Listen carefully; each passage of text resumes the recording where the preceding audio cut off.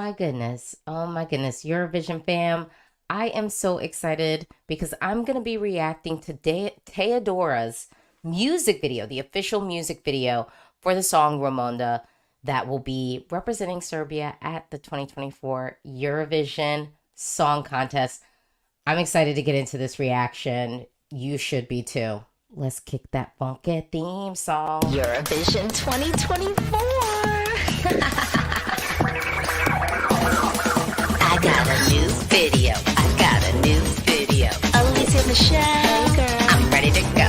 How you feeling? Eurovision fan. Yeah. Are you ready for the show? We gotta keep it real. Let's go. Goodness, if you've never been in my channel before, welcome. This is your opportunity to like this video and to subscribe. I have so much content coming for you, and if you love the Eurovision Song Contest, you're going to love my channel. We have live streams, I do interviews, we'll talk to each other, we do crazy predictions that everyone's like, why are you making these predictions? And it's like, why not? It's fun. I want to speculate. I want to find out all the things. So if you love content like that, or you're like me and none of your friends want to talk about Eurovision with you, come on down here. You can talk to us. And if you like and subscribe, you could have been here live. This is a live reaction, and you're missing out right now, okay? Let me hop into some of these contents. Hello. Hi, folks. Oh, DKV says Ukraine and Serbia have the most emotional performance. Well, y'all, the reason why I'm doing this reaction is, and I'm not reacting to the national selection, is everybody knows, and shout out Serbia. Okay. Everybody knows that I have seen the live performance of this song a couple of times because I was following Pesma Evroviziju very closely this year, and so I've seen the live performance, but I wanted to get into the music video because apparently Teya has said that she really would like to pull some elements from this music video and put it into her on-stage performance. And I've never seen this music video all the way through. I've seen some snippets and some promotional clips and things like that, but I have never seen it all the way through. And so if this is kind of the theme and style that she's going for on the Eurovision stage, I think it's really going to be worth it for us to kind of see what she's going to be putting together. Okay, so all right, I'm excited for this. I like this song. So let's get into this. I'm gonna share my screen. All right, and then hold on. Okay, we're gonna okay. You know, I will say it's so interesting. All these countries are doing these like differently shaped videos. You know, I think we had a couple of videos this year, Switzerland and the UK doing square videos. And now we've got real cinematic HD. This reminds me of those movie theaters where it's like you have the screens, but then you have like the screens on the side. So it's like an immersive experience. I don't know if we bent it. So I'm excited to get into this. I really am curious about this, this music video. All right, let's press.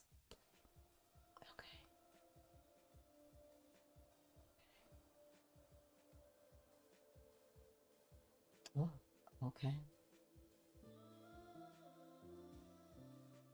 Oh, well, this music video is already really expensive. And on the Eurovision stage, we could give this movie trailer.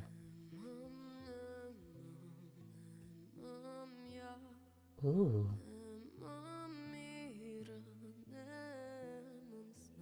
Oh, this is beautiful.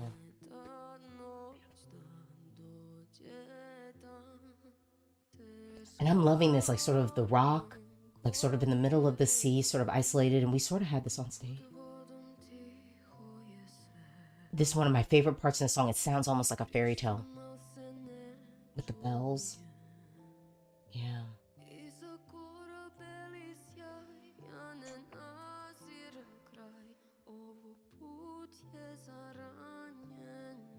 We can do this on the Eurovision stage.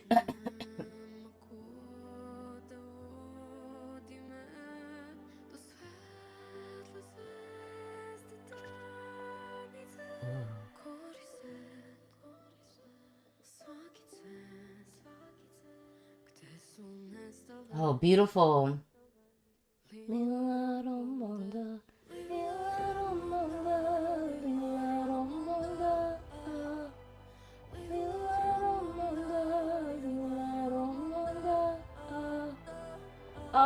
love this.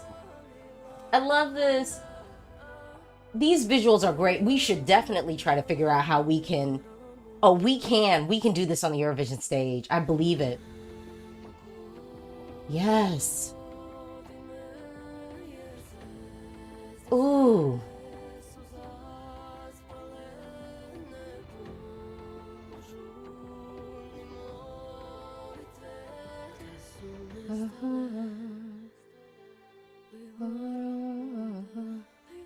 This is beautiful.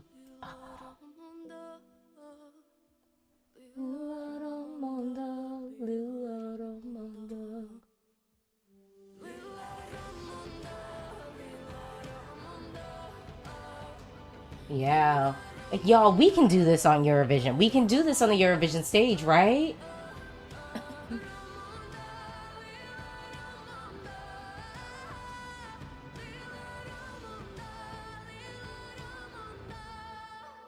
Ooh. This is beautiful. And the sun rising, we can totally do that. We can do this on the Eurovision stage. Oh my goodness. Oh, and the flower. Okay, y'all. Well, it's me, so let's kick it off and talk about the styling. I liked what she wore on the stage in the national selection. I like the clothes here. I really, really think that we could do this on the Eurovision stage. Like, I was kind of looking at this like, I wonder how no, sort of the atmosphere. So let me move on and talk about like the staging potential for this. I like the idea of the rock. Someone in the comments mentioned, Bulgaria, like we can definitely have set pieces. She had set pieces at the national selection. So I think we could still incorporate those. But the way that the LEDs will be on the Eurovision stage, where we sort of have the floor and we have like the pieces in the back, like I really think we can recreate this. I think we can have the flower moment. I think we can sort of have that spinning light, like, almost like her mini Tinkerbell. I really, really think that this is an effective visual to go with. I also think the thing about this visual that's good is we know Teya Dora has some direct competition, being Portugal, with Yolanda, potentially if Portugal decides to send Yolanda. And, Yolanda's performance has dancers, it's very white, it's very bright. And so I think going off the aesthetic that Teya Dora is sort of setting up right now, I really do think will set her up for success, where there's not just where we're sort of adding a visual contrast into the situation. Let's talk about the vocal. I will be real. This isn't really like a vocally challenging song. That's not the point. We're not going to have all these high notes, whistle tones, and it's not like a vocal showcase song. And we do know at Eurovision, juries will eat that up. And I think some televoters do too. Like if the vocal is really doing a whole bunch of things, people are kind of like, okay, let me pick up the phone and call for that. But this performance, the goal of it really is to sort of translate the emotion and really kind of tell a little bit of a story. And I think Teya Dora sticking with being solo on the stage will really help to enhance that story and enhance the vibe with which she sort of, and the setting with which she is kind of placing us in. Let's talk about how I think that this will do. Well, hold on. Let me hop into the comments. She gives me Roxanne vibes a little, except it'll be executed well. Username Teya is already 80% there right now, staging wise, which is impressive already. She just needs to play with cinematic effects and add a rock. I think so. I do think it won't be crazy for her to play around with that. So yeah, I will definitely say that.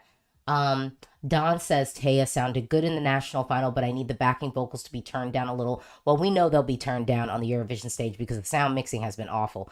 Do we get a new sound mixing person this year?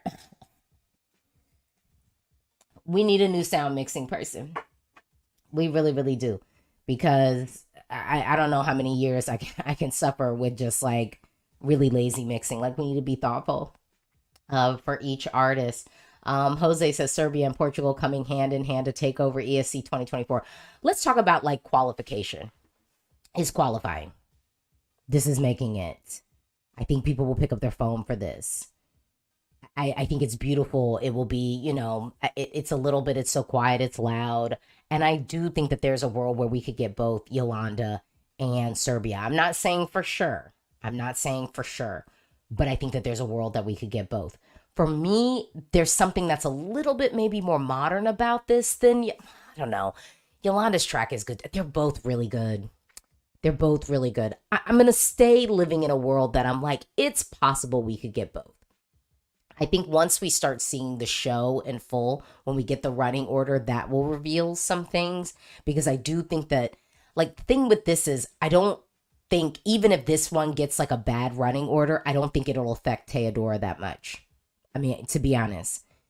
But Portugal, I could see them burying it or putting it around in a non-optimal position. I could see them doing that because they've done it before. They've done it before. So yeah, what do we, okay. Mahir says both will be deserving qualifiers. Absolutely.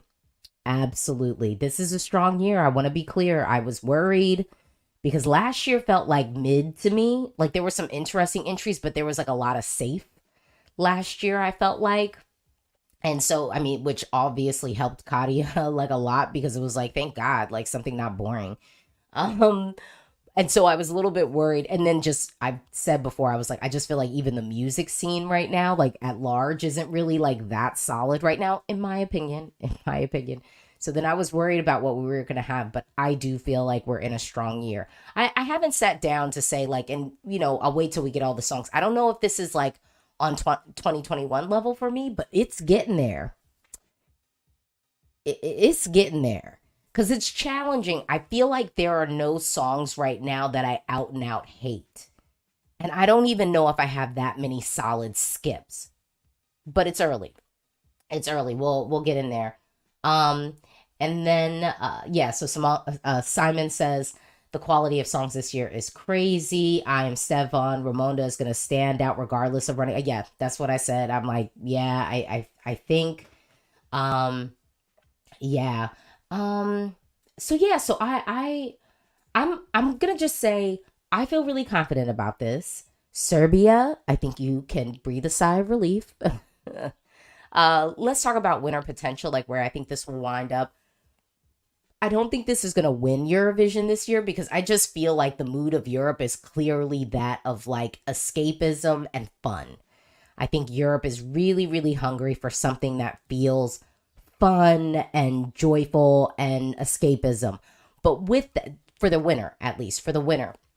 But with that said, we know we've gotten a lot of bombast. And so that's why with Teya Dora, I mean, I just feel like once this qualifies, I can't see juries ignoring it. I just can't. I can't.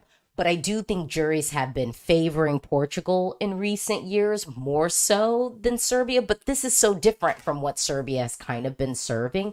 So I'm gonna live in the world that I think Teya has an opportunity to edge out any other female ballad that comes our way this year. I really, really do. I think if that execution is tight, which I mean it was at the national selection, so I don't really have a reason to think that it won't be on the Eurovision stage at this point. Because it's like, even if she just did what she did at the national selection, I see that being something that juries across Europe will reward. Not all of them, but I think enough of them to maybe put her in a place. Like, I kind of feel like if Alika could be top 10, then this one, it's like, yeah, right? Right? Well, that was my reaction. What do you think? Drop down, talk to me in the comments below. Do you agree with my reaction? Talk to me in the comments below. Do you disagree? That's okay too. Talk to me in the comments below. This is a conversation, and you know what? I'm so excited for Eurovision 2024. Don't forget to like this video, and don't forget to subscribe. I have so much content coming for you. So much. It's crazy. It's crazy, y'all. So much content. You don't want to miss it. So please like this video. Please subscribe. And maybe I should say share it. If you've got friends who follow Eurovision or you're like loving Teya Dora, share it. Okay? Spread the word. Tell more people to come. We need to have these conversations solid. All right. Thank you.